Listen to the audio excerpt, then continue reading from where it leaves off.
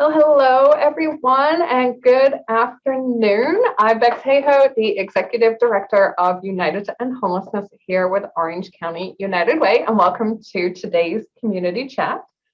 So last month, we had a second part of our community chat talking about the idea of service resistance, and we had Dr. Sorrells from Orangewood, Matt Bates from CityNet, and Tim Houchin, the chair of the Lived Advisory Experience Committee, who are our guests. It was another fantastic conversation debunking a common narrative in our community. And so if you missed that chat, please feel free to check it out on our Facebook or on our YouTube. And for this month's community chat, we're going to be looking into the history of housing discrimination here in Orange County. Over the last few years, there have been a lot of discussions about racial inequality across the country. And those conversations have included what's been happening in housing and homelessness field as well. So last week, we held a watch party for the short film Segregated by Design to start the conversation and to learn about what's been going on at the national level. In today's community chat, we're going to be diving much closer into the local level here in Orange County. I'm very excited to have some wonderful guests with me today. So many communities have found an overrepresentation of people of color experiencing homelessness in their cities and their counties. When they look at what causes that, they've often found that these inequities are strongly connected to historic discrimination and segregation. In Orange County, we see similar trends. While the 2022 point-in-time count for our community found that Black or African Americans make up 6.2% of people experiencing unsheltered homelessness and 11% of people experiencing sheltered homelessness. The Orange County census data shows that only 2% of Orange County's general population are Black African American. So we see similar overrepresentations for American Indian and Alaskan Natives, as well as Native Hawaiians and other Pacific Islanders experiencing homelessness here in our community. And for people who identified as 2 or more races, they made up 20% of people who were unsheltered in homelessness, but only 3.6% of the general population. So our data is saying that we need to have some serious conversations around this. So now that we've taken a little look at what's happening in our community today, we're going to focus on how did we get here? I'm very excited to have 2 guests joining me today. And the first I'd like to introduce is Rusty Kennedy, a founder of the OC Human Relations and also an executive coach. So Rusty, would you be able to share a little bit about who you are?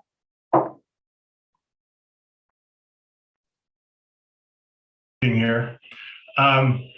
It's an honor to be with you, Bex, and I appreciate all the great work that you're doing at United to End Homelessness. And what an amazing panel last chat.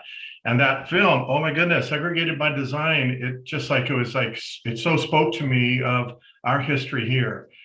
Yes, I'm the founder of OC Human Relations, many years ago, retired CEO of that, and served as the county's executive director of the Human Relations Commission, a governmental civil rights agency, for many years. But my family is really born of fair housing. And so some of the stuff we'll talk about today is very much based in my lifelong work in civil rights and building on that of my father, Ralph Kennedy, and my mom, Natalie Kennedy, and some of the amazing things that they did that made me so proud to be their son. Thank you. Wonderful. Thank you so much. And I know our other guest, I believe, has joined us. Cesar, I'm just going to check to see if you can hear us, and let's see if we can hear you. Welcome. Good morning, everybody. Cesar Covarrubias, Executive Director of the County Commission. We are having some challenges with video, so I will not be able to join with video, but I wanted to just give a quick introduction of our work and who I am. As I mentioned, Cesar Covarrubias, Executive Director of the Kennedy Commission, and you may say we have another co-panelist by the name of Kennedy, and there is a relationship between the organization and Rusty. The organization is an organization that works in policy and advocacy to increase affordable housing opportunities here in Orange County, and it's named after Rusty Kennedy, who is, Ralph Kennedy, who is Rusty's dad. And he was a longtime civil rights, housing advocate, homeless advocate, a person who really cared about equity and a lot of the issues that impact working families in Orange County. So that's who we are, and I am the executive director there. And we have a team of about 6 individuals who work throughout the county and are trying to address equity and affordable housing issues countywide. Wonderful. Thank you for that introduction. So as mentioned, we talked about segregated by design, and hopefully people that are tuned in today were able to watch it in advance of the chat. But in case they didn't, we'll take a couple of minutes just to get everybody on the same level. So Rusty, what were the main things from segregated by design that you think people today need to know about? Well, I think what's really amazing is the way in which it outlines the case and the thesis that essentially the federal government had such a large role in creating a segregated and inequitable living and operating community that we have through the FHA, Federal Housing Administration. In fact, it touches me because my parents bought our house in 1951 with an FHA loan, and those loans they were not given to anybody other than whites, blacks and Latinos and others completely. Anyway, that really touched me, and the deed restrictions that you could not sell an FHA insured mortgage home to an African American, Latino, Asian. That history of that urban removal, we used to call it, when they would do redevelopment efforts and essentially they go and knock down poor people housing, which is highly correlated with ethnicity. And they put up all kinds of new things, which is, essentially it would be for more affluent people, or highways or other public infrastructure that did not serve and did not take care of the people who were displaced. So just that whole history to me is very moving, and it upsets me. And I think that a lot of people don't realize that upon that, kind of basis, a whole level of societal disparity was born and has grown, and just that wealth gap has been growing ever since. Thank you, Rusty. Before we turn to Cesar, could you briefly explain what redlining is? Yeah, so one of the tenets, in 1934, I think, is when the FHA was started under the FDR administration, and redlining came later in the 40s, and it was essentially, a mapping of communities, and they would draw a red line on the map around the ghetto. Essentially, they would designate where African Americans and low-income Latinos and others were living, and they would not loan money in those areas. And not just the FHA, they would not insure loans, so they would not subsidize loans, but also other banks took up that same fear-based marking of that community for disinvestment. And so it created a whole new sense of in that community that you couldn't, well, even ownership was difficult at all. And it was outlawed later, and I think Community Reinvestment Act is a whole effort to try to do reparations in that realm, and it's made some headway. But that's what redlining essentially is. Thank you. And Cesar, we'll turn to you and would love to hear from you about, in particular, what racially restrictive covenants. What are they? Yeah, definitely. I think I agree with everything that Rusty just mentioned out in terms of the importance of that film. I would also just highlight that it is also important to recognize that policies and systems create outcomes, and sometimes they're intentional and sometimes they're unintentional. But I think we also have the opportunity to see through that film that there's intentionality in some areas to not have equity, and that's really harmful, because ultimately the impacts that happen later on have a standing effect in our communities, and we have seen those, and we'll continue to see some of those. And in our presentation, I think we'll touch a bit upon that.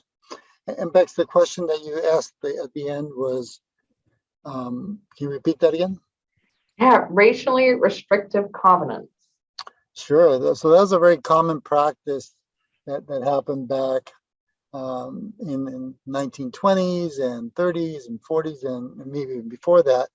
But there were restrictions in home ownership. First, I think there was a couple of hurdles that were put before somebody could own the property. One was obviously being able to acquire it, the funding for it, the equity in terms of economic equality.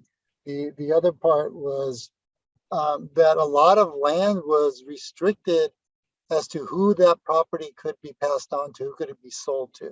So the restricted covenants were in the deed of a property that required the seller, the owner of that property, which at that time was mostly Caucasians, white individuals, to sell the property to other whites. And in those covenants, they specifically called out that those properties would not be able to sold to blacks, Asians, Latinos, or Mexicans.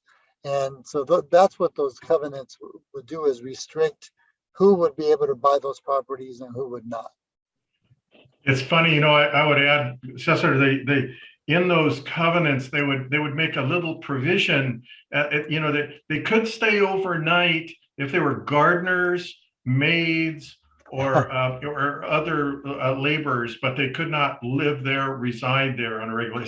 It's so explicit the way they write it in some of these deed restrictions. It's horrific. Right. Thank you for helping cover some of those kind of broad things. And now we're going to shift very specifically into Orange County. And so I believe that there are some slides that we're going to pull up for the two of you to run through so we can talk about housing practices and policies that were here in Orange County and the landscape that they created. So I will pass over. I believe that Cesar is going to be kicking us off for this. Sure. Yeah, so these are some examples here in Orange County. As we mentioned, segregation and also these covenants restricted where individuals could live. And in many cases here in Orange County, we had some neighborhoods that still exist today in some fashion. Some have been gentrified and others still are trying to maintain some of the roots. But these were areas where people of color, mostly Latinos, who were supporting the agricultural boom here in Orange County, were really segregated to. And we listed a couple of them in this slide. City of Santana, there was areas like Delhi, also Barrio Logan, and then there was El Medina, which is in Orange, and Barrio Cypress in Orange. Fullerton, there was areas like Trujillo, Valencia, and then in San Juan Capistrano, there was some of the agricultural farms that are there, that were there in the past, and some that still continue to be there in some fashion. We can go on to the next slide. And then we'll be able to also see some of the common characteristics of some of these neighborhoods, right? They were usually isolated, segregated from the rest of the city. They had their own local markets, their own kind of infrastructure, neighborhood schools. They're usually, as the old saying goes, on the other side of the track. If you look at these barrios, the majority of them are on the other side of the track, essentially. And they have very poor housing conditions in terms of quality, overcrowding. And they supported the local thriving economies back then, as I mentioned, the agricultural oranges and avocados and the other popular agricultural industry was really supported by these immigrant families and low-income families.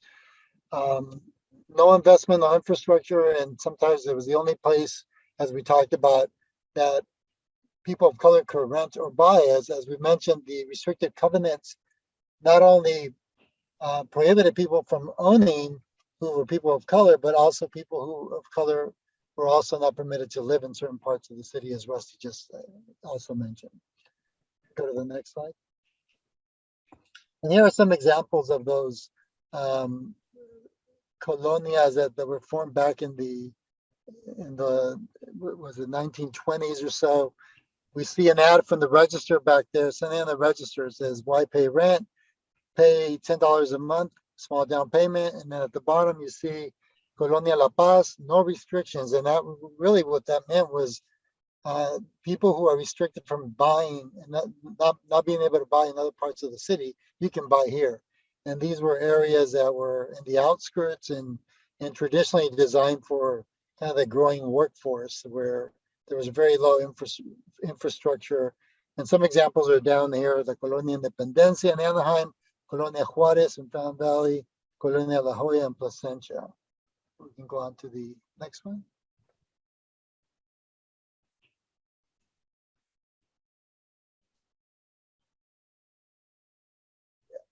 So, one example of these restrictions on being able to pass title and ownership, there was many in Orange County. The one that challenged that was a case out of Fullerton, and this is a family called the Bernal family.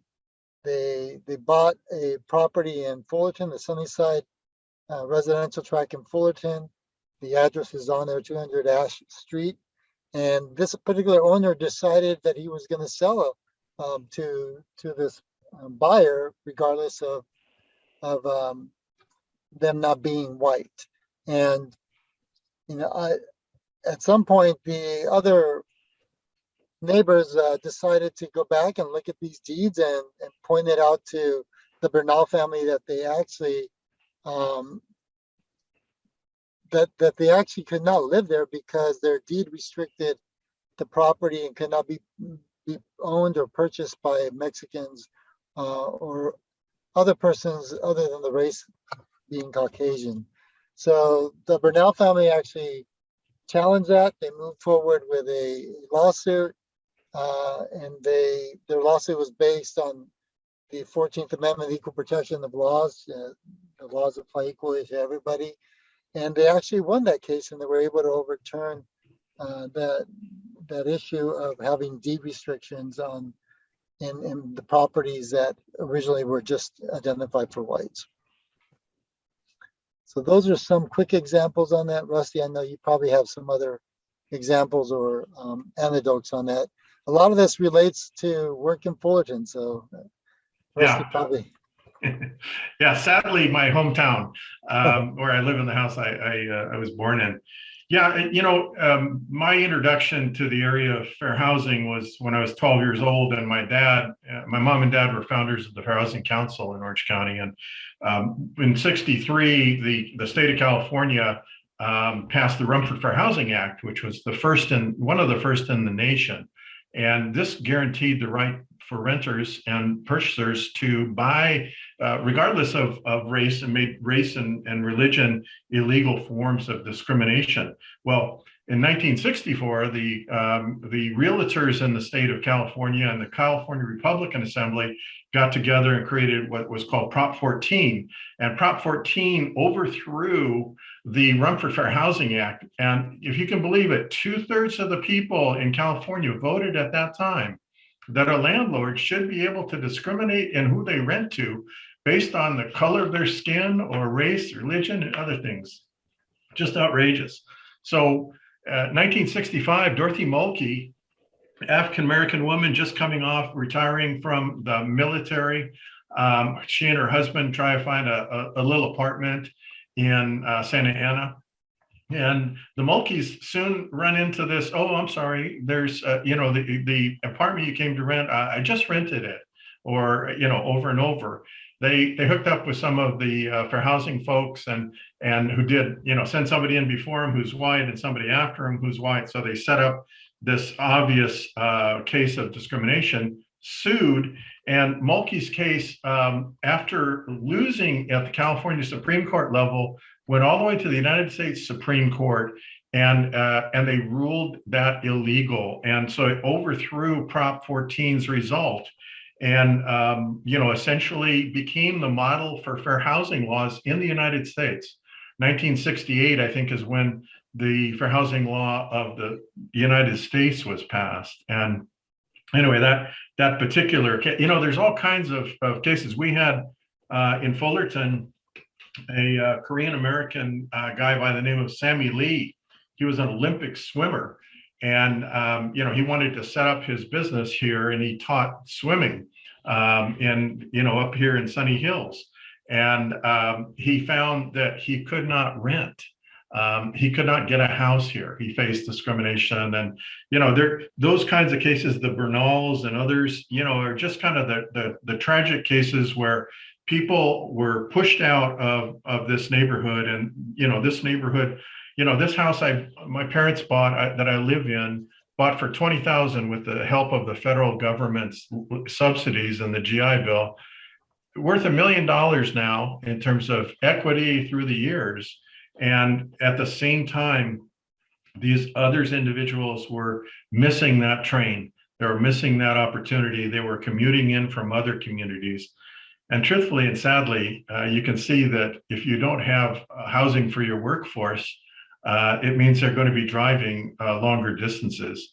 And as we're also facing today, more as jobs are, the disparity in income for jobs is so off with the housing costs, more and more people are not able to even afford housing. So we see the impact on our number of homeless people. Thank you, Rusty. And we've touched on a couple of these already, but I'd like to dig in a little deeper around things that happened here at the local and the federal level. So Cesar, I'd love to come back to you to learn just a little bit more around what happened to overturning restricted covenants. That was earlier, actually. The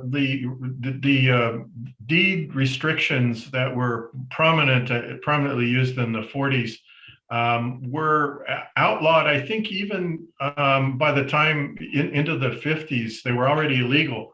But being illegal and being enforced were two different things. So you could find, I think I have a copy of one from Bixby Heights, I think, in Long Beach. And you can see that language, no Negroid, they use all these terms and stuff. And those restrictions carried on even past their due date. They were unconstitutional, but people didn't go back and change their deeds. They were still evident, even if the discrimination wasn't anymore. And think today, if in the 60s, our community voted 2/3, and actually Orange County, I think it was more like 3/4, voted that housing discrimination on race should be legit. Today, I think things have changed dramatically. I don't think you could find but a small minority, that would believe that that's an appropriate practice.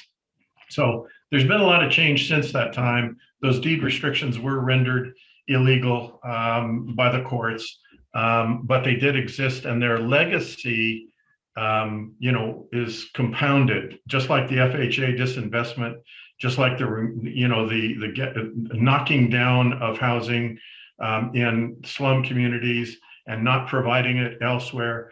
The pushing people of color into certain communities, redlining, those communities. So the disinvestment, continues, not investing in the infrastructure. You look at those colonias, they're still here today. And many of them were for many years without curbs and gutters, sidewalks, the basic fundamental infrastructure that our cities bring us. Have been denied historically in the colonias, the barrios of Orange County. Earlier, we referenced the Orange County Fair Housing Council. Can you just share a little bit more? When did that come into creation? What does it do? Sure. In the 60s, fair housing councils here in Fullerton and then later in Orange County were created, and they were essentially doing the work that I described with Dorothy Mulkey. They would send testers out before and after ethnic minority renters or purchasers, and they would bring good attorneys like Dick Petherbridge and some of the amazing folks that volunteered time in those days. They were looking mostly at race and ethnicity at that time. That became illegal, and the fair housing councils were actually funded by HUD and are today funded by HUD. All cities and counties must pay a certain amount of money to support a fair housing organization. They must have on their ads a little indicia of an equal housing lender or equal housing or fair housing logo. But the issue became income. And there's this high correlation between income and race.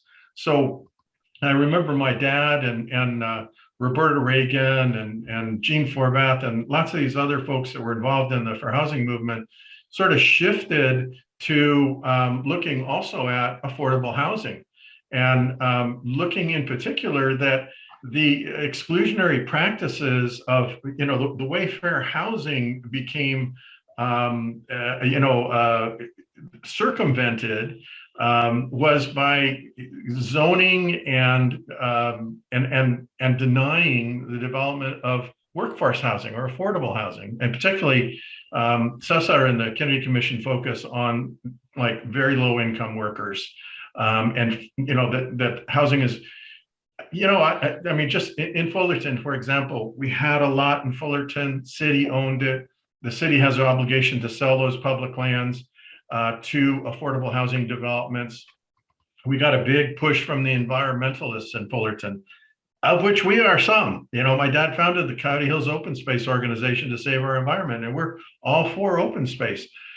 But what happens is the environmental movement in this case sees the need for the housing, but they see the need for the parks and the open space, and they see the need for the housing being down there on the other side of the tracks, and the need for the parks up here where we have some open space we want to preserve.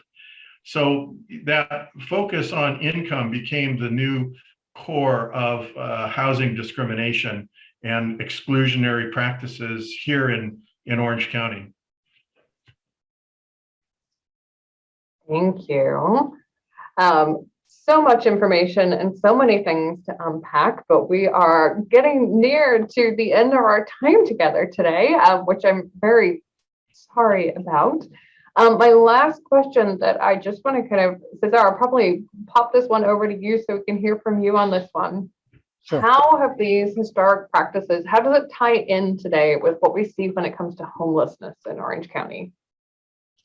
Yes, well, a lot of these practices still continue today. And I think when we talk about planning and we talk about land use, we are talking about decisions where we create winners and losers. And I think the opportunity for all of us is to look at public policy and decisions on land use and planning as a way to create also equity and access for housing. And that's something we have not seen. And unfortunately, it's created these opportunities for some that can afford and non-opportunities for others that are struggling to keep up with our economy and our decisions as to where investment goes in our neighborhoods.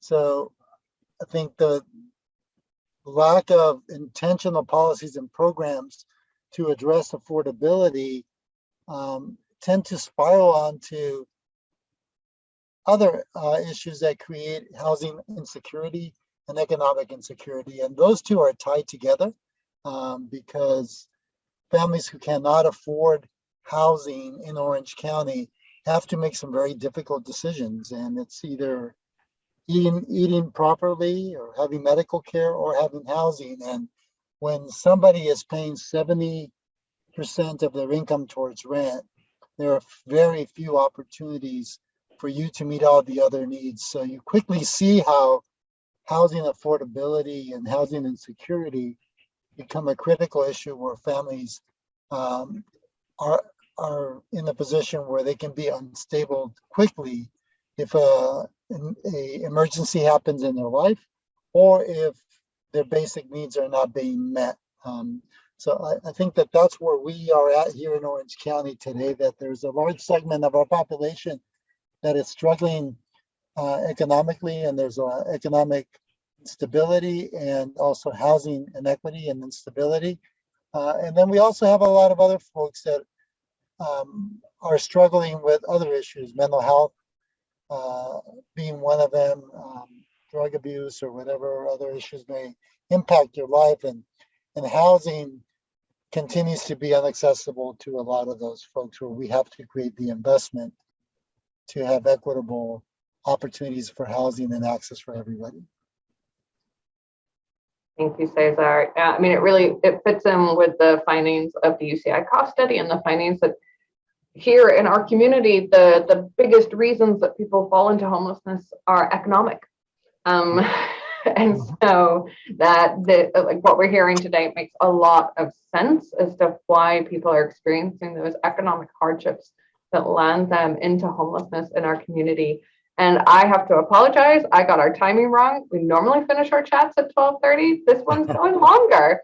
So Rusty, I'm coming back to you. Let me add this in terms of the connection with homelessness. We're experiencing about 24 to 32% of people who are exiting our emergency shelter system in Orange County are exiting to permanent housing opportunities.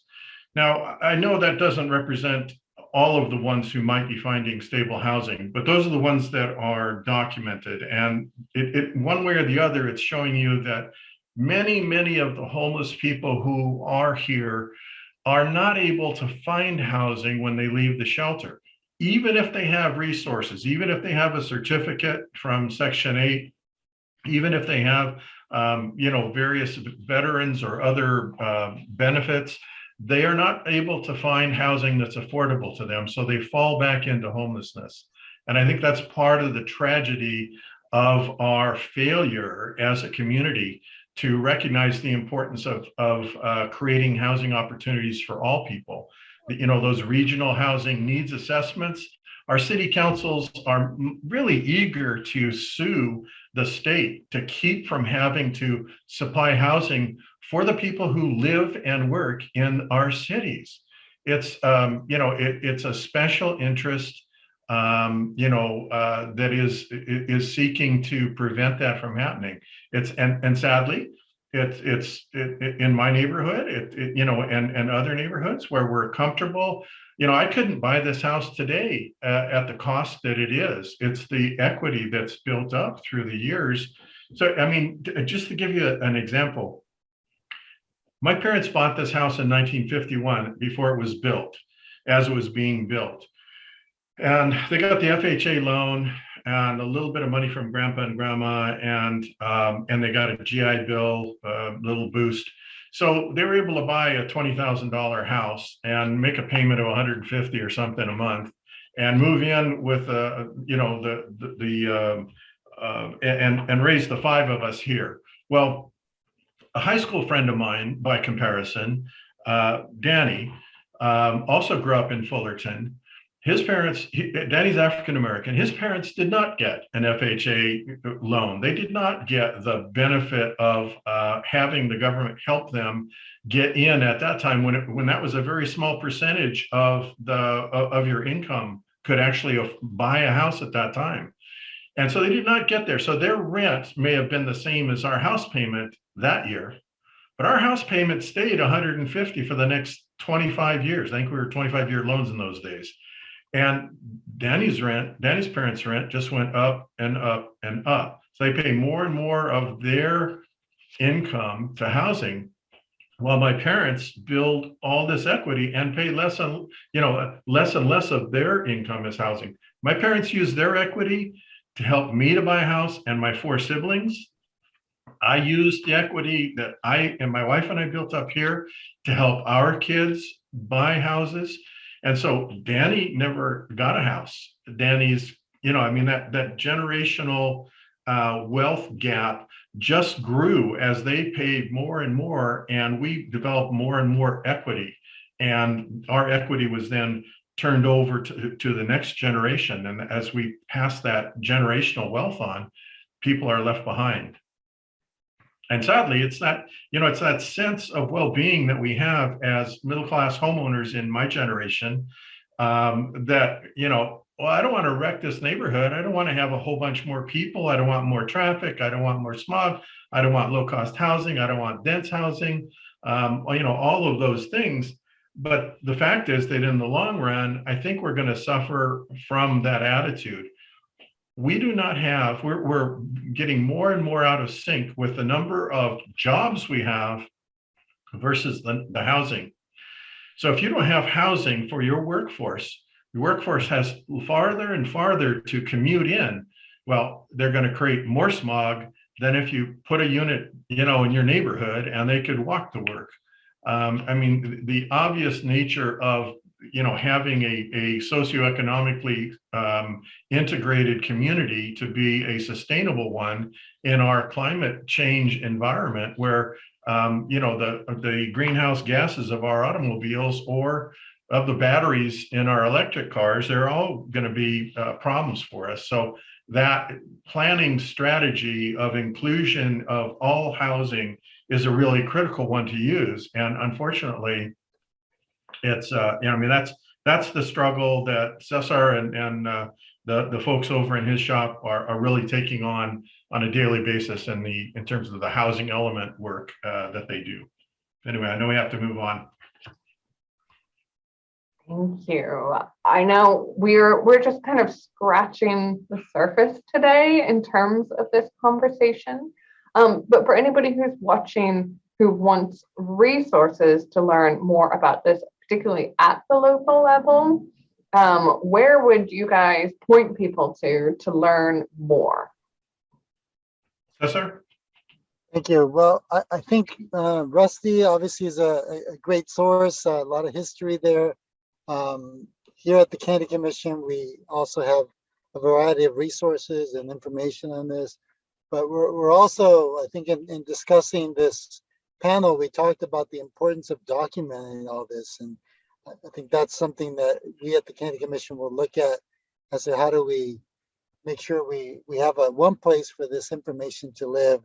Fair Housing Council has some information in their webpage, and there's also resources that they can point out to.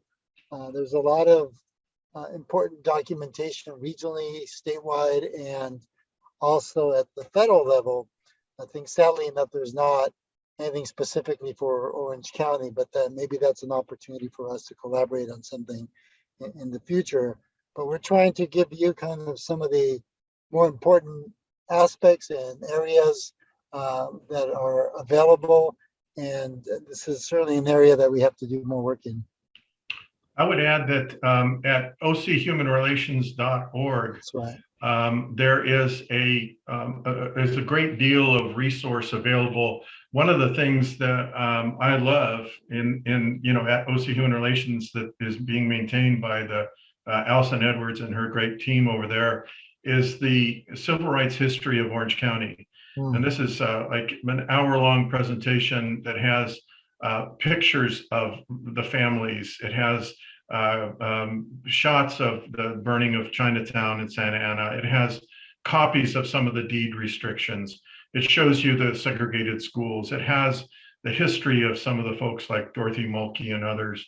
And I just see if you look in at ochumanrelations.org and you search for the OC civil rights history, I think you can see that particular presentation. I think it's a great one for that education. There's lots of other resources. That's essentially, OC Human Relations is about all of intergroup relations. So there's lots of stuff about equity, discrimination and stuff, not focused necessarily solely on housing, but all the other, education, intergroup relations, police community relations, immigration, lots of other issues as well. Thank you so much. And again, just a plug in case anybody didn't get to watch Segregated by Design, that's a great resource. And that movie, I say movie, don't let that put you off. It's only 17 minutes long. But that is based on a book called The Color of Law by Richard Rothstein. So those are some other kind of resources for people to get plugged into as well. And I so saw that on the YouTube, Segregated by Design. And I totally agree, Bex. It is such a good view of that whole history. I just am very impressed by that. I would really underscore what you're suggesting there. Thank you, Rusty. I also know in terms of homelessness, if you want data, if you go to the County of Orange and search for the coordination of care, Office of Care Coordination, or the continuum of care, you can find the OC, or actually it's at OC 211 or 211 OC, and you look for this continuum of care dashboard. You can see a really in-depth breakdown in various different capacities of the Homeless Management Information System, which is the central repository for all of the data from all the shelters and providers. And some of that is just really astoundingly intricate and valuable, as you've seen, Bex, in many of your reports where you've illustrated the same. So we are now approaching, for real, the end of our time today. But before I close this up, I know this is a topic, as I mentioned earlier, we're just kind of scratching the surface on, but is there anything, Cesar, that you didn't get to say today that you can say in 2 minutes or less that you think people should know? Yes, can we go to slide 9 real quick? I just wanted to kind of show some of the impacts in terms of planning and land use, and mentioning how Orange County looks today. So that just gives you a quick overview of like North Orange County, South Orange County. You see a map there with the red line kind of dividing that, but you see the disparities that planning or not planning has created in our county, right? We have a large concentration of poverty and also more dense and higher unemployment in the northern part, and the lower plain communities in South Orange County tend to fare well and have better quality of life than the rest of Orange County, but they don't integrate a lot of opportunities for working families, and that's something that we'll continue to work on. If you go to slide 10 real quick, just wanted to show you the importance of how we as advocates can work in this space. And the idea there is that we think about land use and planning to create equity, and not just equality, but equity, not having the same resources in two areas, but intentionality in making sure that those resources are addressing critical issues of infrastructure and need in our community. And some of these tools we can do through our advocacy. A lot of you are involved with some of the work we're doing on housing elements, further forming fair housing, looking at environmental justice, and being intentional of having policies and programs that are going to deliver a desired outcome. Equity doesn't happen on its own. It has to be intentional, and we have to do that in a way where we're partnering with our cities, county, and all of our stakeholders to reach that equitable and access for affordable housing. So we've been working together, actually, the Kennedy Commission, United to End Homelessness, and People for Housing Orange County have been working together. We've got work groups that are looking at housing element implementation. So if you're an Orange County resident and you have not been connected locally to a group of other like-minded people in your community who are looking at your housing element and looking at the new things that got written in and how you can help be a part of making those changes happen over the next year, please let us know. You can send us an email, you can pop it in the chat box, and just let us know, and we will get you connected into one of those groups and help you learn how to use your voice in that way. Rusty, 30 seconds, anything you didn't get to say? I guess one thing that I would underscore is just zoning.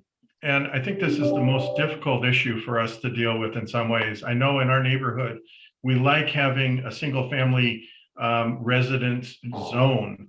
But truthfully, if we're going to address the challenges of our segregated history, we're going to have to look at more density and relieving some of the exclusionary impacts of zoning.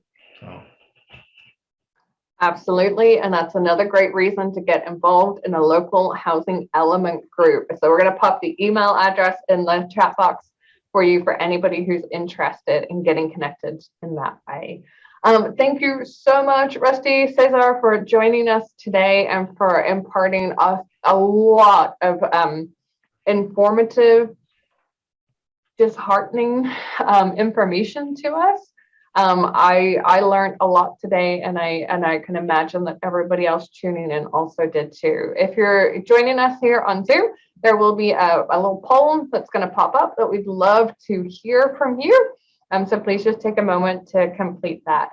This chat, like all of our others, will go up on our YouTube and our Facebook. So if you felt that you learned something new and you want to make sure that your friends or family members know about it, you can pass on the link to this chat to them so that they can gain the knowledge shared today as well. So thank you, everyone. We will be back next month for our next community chat, and hope everybody has a great rest of your day.